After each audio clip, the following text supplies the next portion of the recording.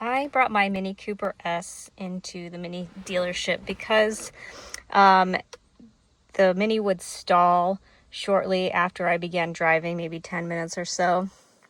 I took it to a regular repair shop. They replaced the battery, and on the way back from the repair shop, the Mini stalled, and it would stall upon startup. It'd start up and just quit. So the Mini dealership diagnosed the problem.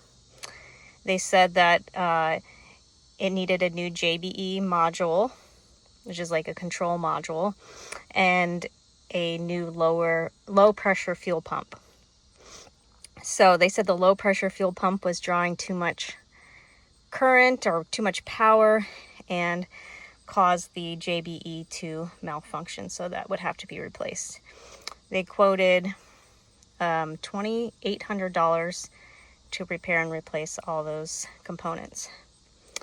I was able to easily replace the low pressure fuel pump. It was just basically plug and play, very easy to access from the back seat. There's videos on YouTube showing the whole entire process. I didn't find a video on how to remove the JBE, but there were some directions online as to where it was located. So I decided to make a video to show how to uninstall the JBE. But it's good to know that JBEs can't just be replaced and just plugged in and just go. They have to be reprogrammed to the car. In my research, I found several companies that offered a repair of the JBE, but only to the fuel pump relay. So I was hoping that's what it was. It sounded like the symptoms that I was having were what sounded like the fuel pump relay problem. So I got my JBE box out. I sent it to a company. Within 2 days, they had it repaired and returned. I'm about to install it to make sure that works. But a new JBE with programmed would cost $600 and something. This service costed $225 with all the shipping. So I know labor, obviously, because I did it myself, and I feel like, with a little patience, it doesn't require a ton of skill to remove the JBE. So I'm going to go through how I did that. Hopefully save some save some folks some money. Before you do any work on the JBE, unplug it or anything, make sure you disconnect your battery from the terminal. And those also take 10mm socket. All right, here we go. So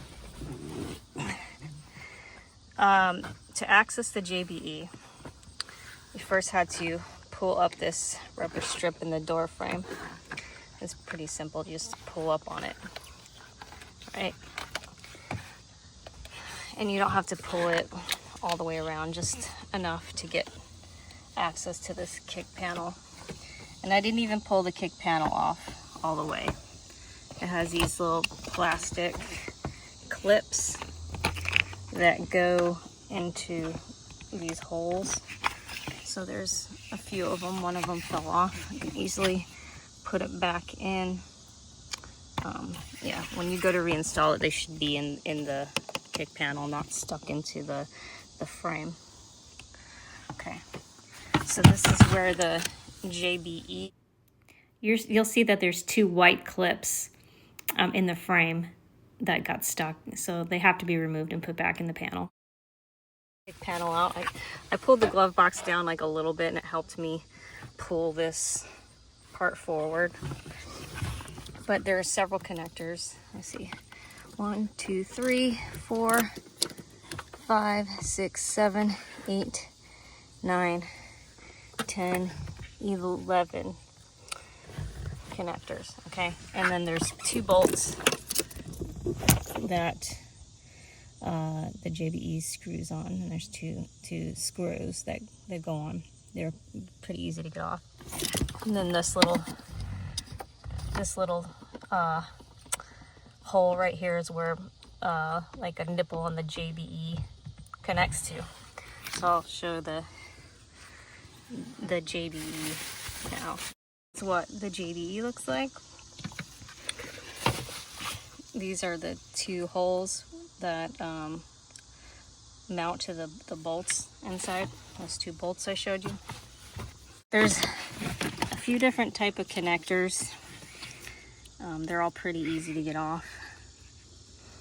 They all have this little tabs that you push down on and pull out. So you just gotta kind of pull and wiggle, and not yank too hard on the wire harness. Let's see, this one has the same. This little guy has two tabs that you have to push on. And this one was kind of different. This is up all the way. You push down that tab and you slide this arm down and just pull out. And then this one was a little tricky. Close up like this. You push that little white tab where my thumb is, pull up. And I thought, oh, it looks like you have to unscrew something, but no, you just pry up gently with a screwdriver underneath to get that out. And then slide it down and pull it out. Okay, so I'm going to reinstall it. It's a tight space, so I'm sure it'll be a little bit tricky, but very, very doable. Okay, I got the JBE reinstalled. It was easier to put in than it was to take out. You might want to take a picture before you remove it so you know where all the locations of the connectors are. I don't think they're really gonna fit anywhere else, but you don't want to force anything. You should push the tab in while you're inserting it. Sometimes you'll hear a satisfying click to know it's locked in place, and sometimes you won't. So yes, reinstalling was fairly easy. I did forget to mention that you use a 10mm socket with a ratchet to install the bolts, and obviously get those screwed in first. So the kick pedal is back on, and this piece too that I had to take off. And this reinstalling this was probably the most difficult part, because some of those white clips maybe got stuck in the frame, so I had to like pull out on this part of the panel. They have the same clips, just pull out to get some space to get the clip out of the frame and make sure it's inserted into the plastic kick panel. And then you got to make sure everything's lined up. So that took me about 10 minutes to get everything back on. The company that repaired my JBE module was called Detroit Tuned. They sent me this little bottle opener when they returned the module and a sticker. I sent it out July 29th and got the repaired module back on August 1st. So overall, I was very pleased with their service, and I would highly recommend it.